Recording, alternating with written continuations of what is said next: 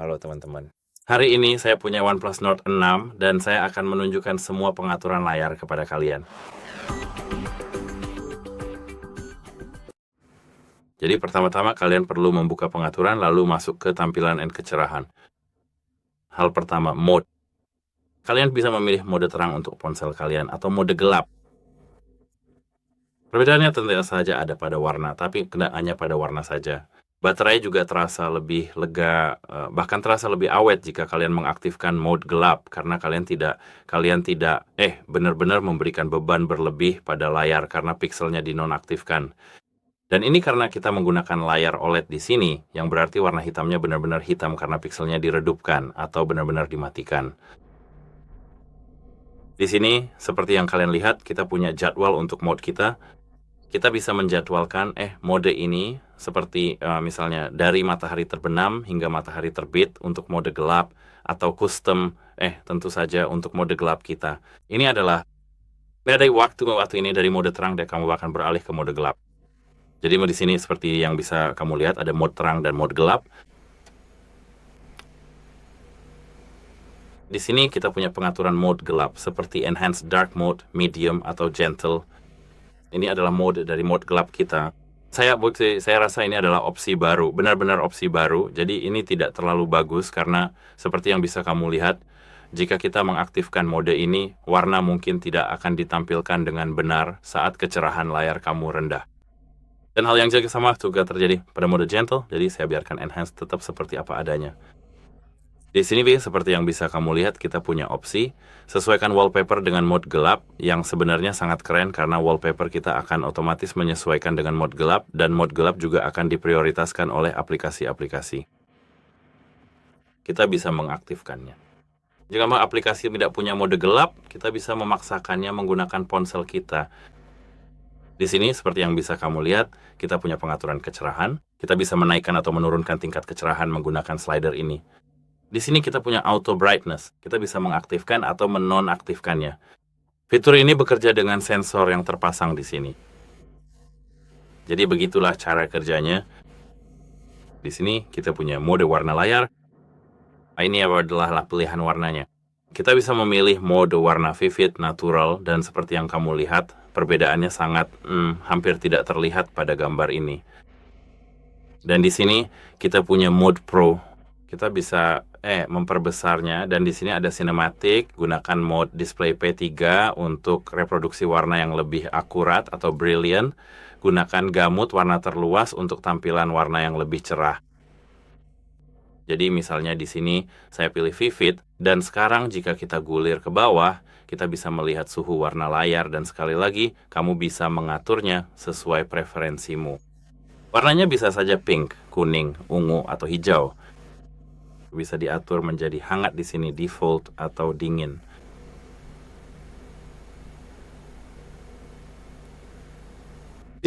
Misalnya di sini saya pilih hangat karena menurut saya tampilannya lebih baik. Di sini kita punya fitur Eye Care. Eye Care adalah mode perlindungan mata, dan ini sebenarnya sangat berguna karena kita bisa mengaktifkan mode ini. Eye Comfort and Sleep secara otomatis menyesuaikan layar ke nuansa kuning hangat berdasarkan perubahan lingkungan, meningkatkan kenyamanan visual, dan membuat kita lebih mudah tertidur di malam hari. Fitur ini mirip seperti True Tone di iPhone, dan sebenarnya sangat keren. Saya sarankan untuk mengaktifkan opsi ini. Perlindungan mata. Custom. Kamu bisa mengaktifkannya, lalu menyesuaikan suhu warna untuk mengatur intensitas filter cahaya biru dan menjadwalkan kapan filter tersebut diterapkan. Di sini kita punya opsi jadwal, dan kamu bisa mengaktifkan jadwal ini. Cara kerjanya sama. Kamu bisa mengaktifkannya pada pukul 10 malam dan menonaktifkannya besok pukul 7 pagi. Dan kamu tahu, kamu bisa saja membiarkan jadwalnya seperti ini. Ini versi semerta yang bisa kamu lihat. Jika kita mengaktifkannya, kita bisa menaikkan ke tinggi, dan tampilannya akan kekuningan, lalu default, dan tentu saja rendah. Dan sebenarnya ini tergantung pada preferensi kamu. Di sini seperti yang bisa kamu lihat, jika kita mengaktifkannya, kita punya fitur lain. Efek tampilan. Kita bisa mengetuknya dan bisa memilih antara warna atau hitam putih. Jadi kita bisa menonaktifkan warna di layar kita sepenuhnya. Ini sebenarnya bagus ketika kamu ingin mengurangi kecanduan pada ponselmu. Nada adaptif. Secara otomatis menyesuaikan suhu warna layar berdasarkan kondisi pencahayaan sekitar agar warna layar tetap konsisten di lingkungan apapun. Kamu bisa mengaktifkan atau menonaktifkannya di sini. Font. Kamu bisa mengetuknya dan memilih pengaturan font di ponselmu. Bisa berupa O1 Sans, One Serif, Roboto, OnePlus Sans Serif, dan lain-lain. Ukuran font. Kamu juga bisa memperbesar atau memperkecil ukuran font di sini. Hal yang sama berlaku untuk ketebalan font, tapi untuk ketebalan font, kamu hanya perlu mengetuk reset di sini. Kamu bisa mengetuk terapkan, dan sekarang sudah berubah. Di sini, kita punya ukuran tampilan. Jika kamu ingin membuat tampilan lebih besar atau lebih kecil, kamu bisa langsung mengetuk di sini. Besar, standar, atau kecil. Seperti yang bisa kamu lihat, kamu akan diminta untuk menggunakan mode sederhana jika kamu, seorang lansia, putar otomatis. Ini adalah fitur giroskop yang bekerja di ponselmu, artinya kamu bisa memutar ponselmu, misalnya ke posisi horizontal atau vertikal, dan layar akan menyesuaikan secara otomatis dengan apa yang kamu lakukan. Layar mati otomatis. Kamu bisa mengetuknya, dan menurutku aku tidak perlu menjelaskan opsi ini. Ponselmu akan, mati sendiri. Maksudku bukan mati total. Layar ponselmu akan mati setelah periode waktu yang dipilih di sini. Jadi sekarang layarnya akan meredup sebentar, lalu akan benar-benar mati karena aku memilih 15 detik. Seperti yang kamu lihat, ini berfungsi. Aku memilih 30 menit supaya aku bisa menunjukkan sesuatu tanpa harus terus-menerus menyentuh layar.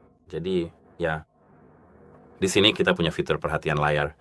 Fitur ini menjaga layar tetap menyala selama, kamu sedang melihatnya. Aku akan mengaktifkannya dan mengetuk setuju. Satu-satunya hal adalah fitur ini akan membuat kamera bekerja secara tidak konsisten. Dan kamu tahu, menurutku itu bukan hal yang baik, tapi itu tergantung pada preferensimu. Jadi kalau kamu ingin mengaktifkannya, tinggal aktifkan saja resolusi layar. Kamu bisa mengetuknya. Sebenarnya aku sangat merekomendasikan untuk memilih mode standar, karena kamu tidak akan terlalu merasakan perbedaan antara kedua mode ini.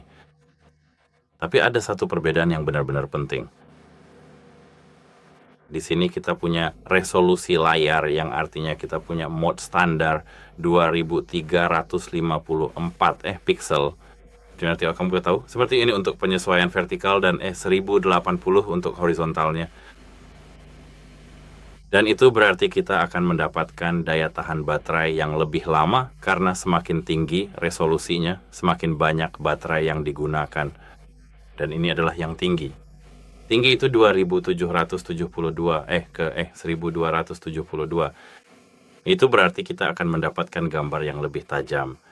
Sebenarnya ini bisa diatur sesuai preferensi kamu, tapi aku akan memilih yang tinggi. Dan di sini kita punya opsi pilih otomatis berdasarkan konsumsi baterai kita.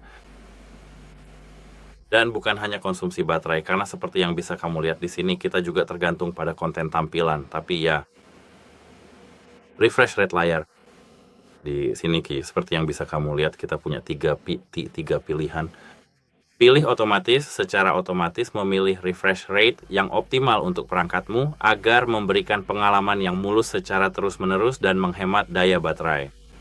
Kamu bisa atur sesuai keinginanmu di sini sebenarnya, karena ini tidak terlalu berpengaruh. Tapi jika kamu memilih auto select, itu akan secara otomatis mengatur refresh rate layar kamu dan kamu bahkan tidak akan menyadarinya. Dan ini akan menghemat baterai. Mungkin saat bermain game, refresh rate layar akan diatur ke 165 Hz, jadi ini cukup pintar. Di sini kita punya mode standar, ditetapkan hingga 60 Hz untuk menghemat baterai, dan di sini mode tinggi ditetapkan, mungkin tidak benar-benar tetap, tapi tidak akan dibatasi, hanya sampai 60 Hz. Batasnya akan meningkat hingga 165 Hz untuk efek visual yang optimal dan pengalaman yang mulus. Di sini kita punya, saya lupa satu hal. Tunggu sebentar. Di sini kita punya refresh rate khusus aplikasi. Kamu bisa mengetuknya dan kamu bisa memilih jika kamu mengetuk setiap aplikasi. Nah, khusus. Kalau saya tunggu sampai muncul. Misalnya, saya ingin Instagram saya berjalan bukan di 120 Hz, tapi di 60. Cukup pilih di sini dan itu saja. Di sini kita punya mode layar penuh untuk aplikasi. Dan kamu bisa memilih di sini jika ingin aplikasi kamu seperti ini, default, dan menyembunyikan kamera depan. Di sini saya bisa mengetuknya, dan di sini semua aplikasi sudah dioptimalkan untuk tampilan layar penuh karena kita tidak punya aplikasi yang mendukung ya, yang mendukungnya saat ini di perangkat kita. Jika kita gulir ke bawah, kita bisa melihat tampilan penuh aktif dan tampilan layar penuh nonaktif, yang berarti bagian bawah ini akan dinonaktifkan sepenuhnya. Dan ini sama saja, tapi kamu bisa mengatur aplikasi-aplikasi ini langsung di sini. Dan itu semua pengaturan untuk tampilan kita. Semoga kamu menyukainya. Sampai jumpa.